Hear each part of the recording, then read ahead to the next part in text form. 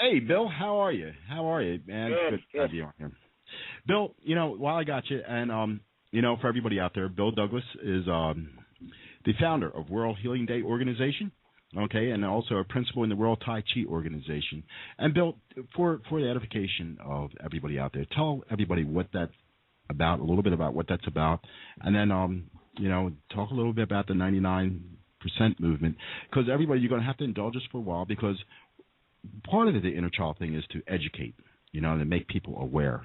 And we want to make you aware not only through our words and our poetry, but the information that we're able to gather and the people that we are, proudly affiliated with. And as you heard, Bill Douglas is one of those people that we're affiliated with, and we're so thankful for the work that he does.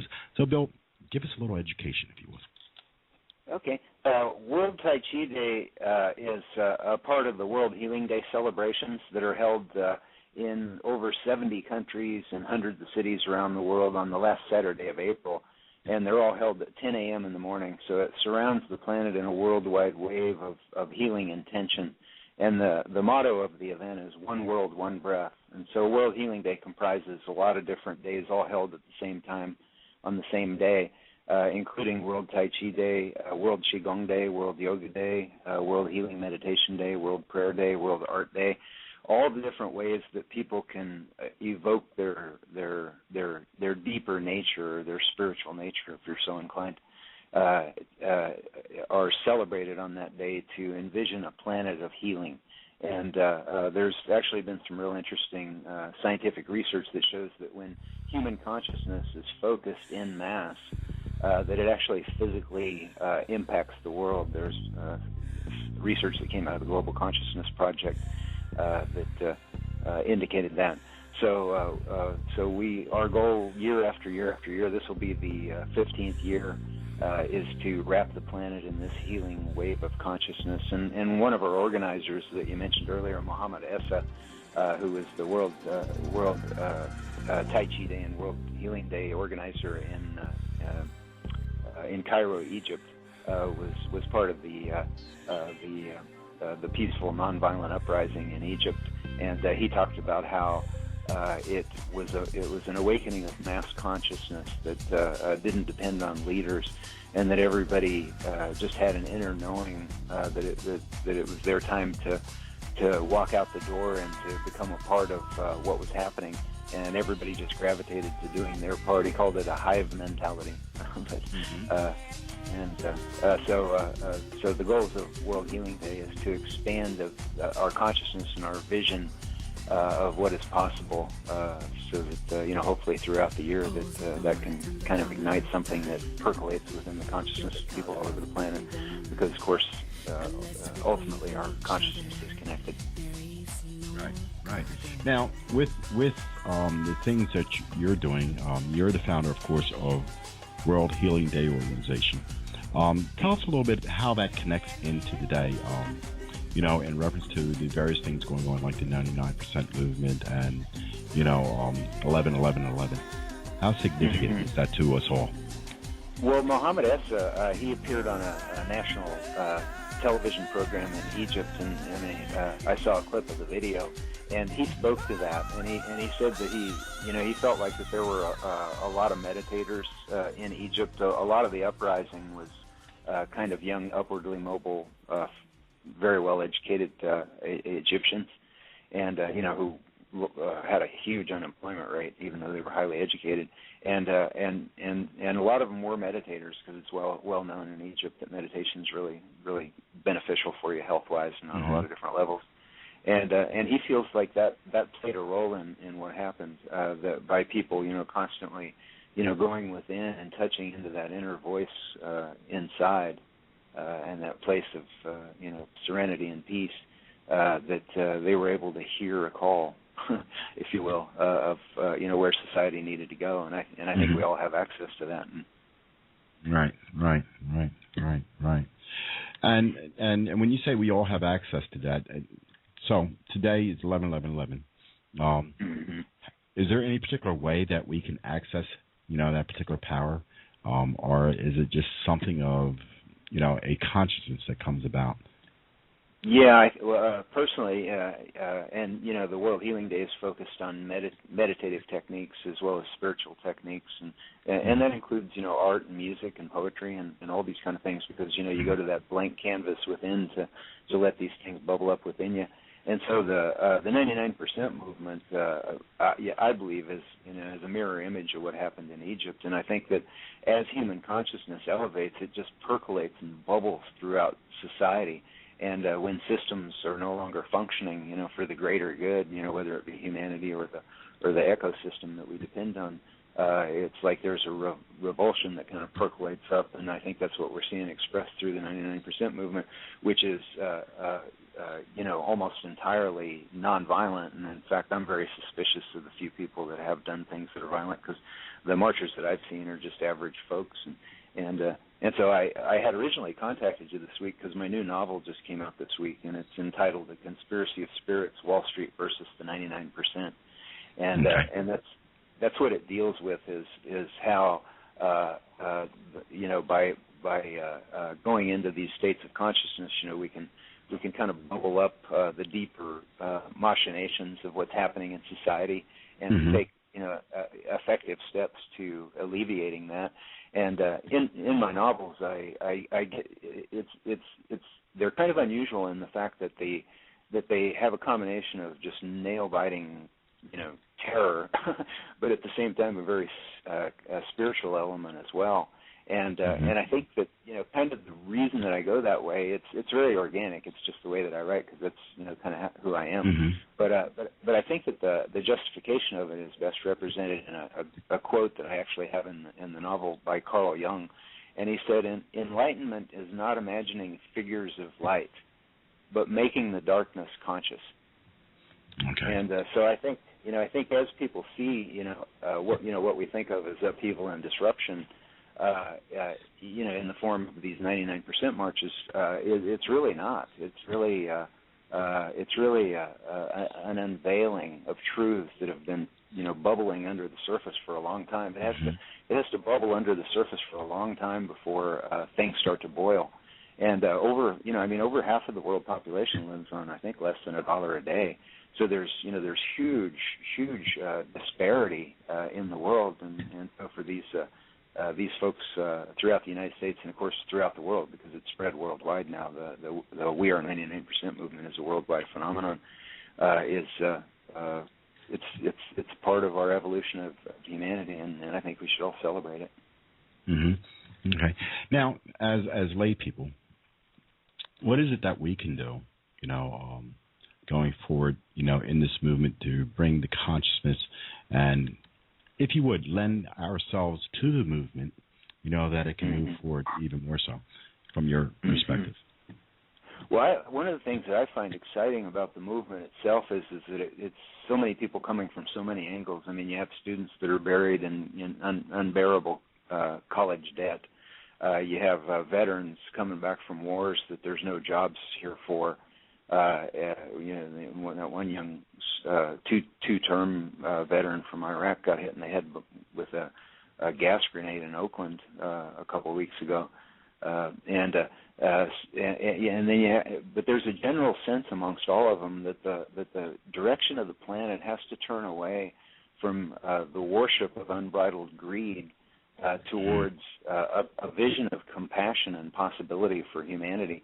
And I think that Supreme Court decision last year that said that corporations are people and they have the right to pour unlimited resources into political campaigns. There's actually movements right now to stop that in the Congress by creating a constitutional amendment. But that is really indicative of kind of where we've gone as a national society as well as a world society. Is this idea that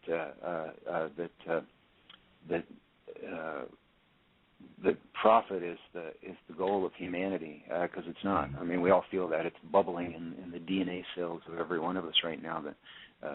That's not the direction that we're destined to go. Right. Now, Bill, you're an author. You're also a poet. You're also this organizer that's trying to put everything together. And tonight we have open mic. And I was wondering if you're prepared to read something for us that is uplifting and enlightening. Yes, well, actually, I have a poem that I've read before, but I'd like to read it again. It's okay, and it's been retitled. I think I talked about it last time, but originally this poem was called "The Awakening," but I've retitled it, and now I've titled it in honor of the 99% movement, and it's now entitled "The Awakening." We are the 99%. Okay. And, begin, and here I go. Okay. Life had the appeal of a West Texas jail, till the siren of life dropped her 10,000 veils, and the truth that is me no longer whimpered but wailed like a million volcanoes neath King Triton's mad gales. Through the womb of a dream I redefine me, I an army of armies, a trembling leaf on a tree. Faith not the issue, belief had now become me, far beyond definitions of a word called free, beyond nightmares of Auschwitz, beyond precious Christ, beyond a mocking constipation I once referred to as life. Through my eyes all could see, as creation breathed me, I was everywhere and nowhere in between matters seems. I was young and old, meek yet bold, walking paths so far past the tiny roads we'd been sold. No preacher preached it, and no president decreed it. But if your soul had a hunger, this is the trough where you'd feed it. Deep inside, we all see it. In simple truth, we all be it. So be it. End poem. I love that. So, what's next on the horizon for World Peace, World Healing Day, and the movements? Yeah, well, we're gearing up at worldhealingday.org. Everybody can go there and get on the email list and figure out how to get involved. And everybody can be involved in a way that resonates with them. And so at worldhealingday.org, we're revamping the website right now so that the directory is more state-of-the-art, so that people that are organizing events can list their information so that other people around the planet can find their event. And then we have a revamped photo gallery and video gallery, so people will be able to put videos of their events and photos of their events and so on and so forth. So we're just immersed in that right now. Okay. And that's my main focus now that I got this book finished. Okay. Okay, Bill, real quick, tell them where they can get your book. You got to tell them that? Yes, it's A Conspiracy of Spirits, Wall Street versus the 99%. And it's on Amazon.com, and it's, of course, by Bill Douglas. And so it embodies, all these things that we've been talking about, and it's just eerie that, I've been working on it for 3 years, and it's like I finished it right at a time when, humanity just had started this mass awakening, so it's fairly exciting in that regard.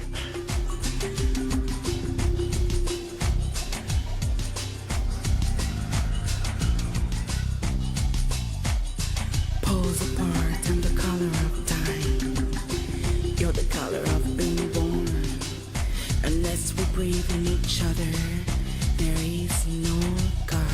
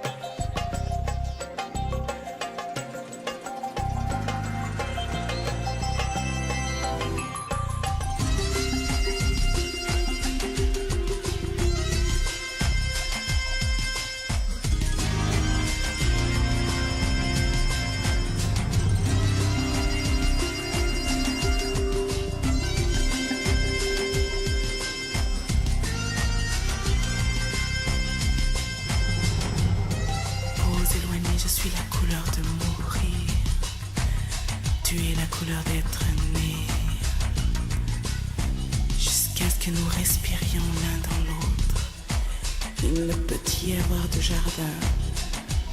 C'est pourquoi les plantes grandissent et se moquent de nos yeux qui ne voient que de loin.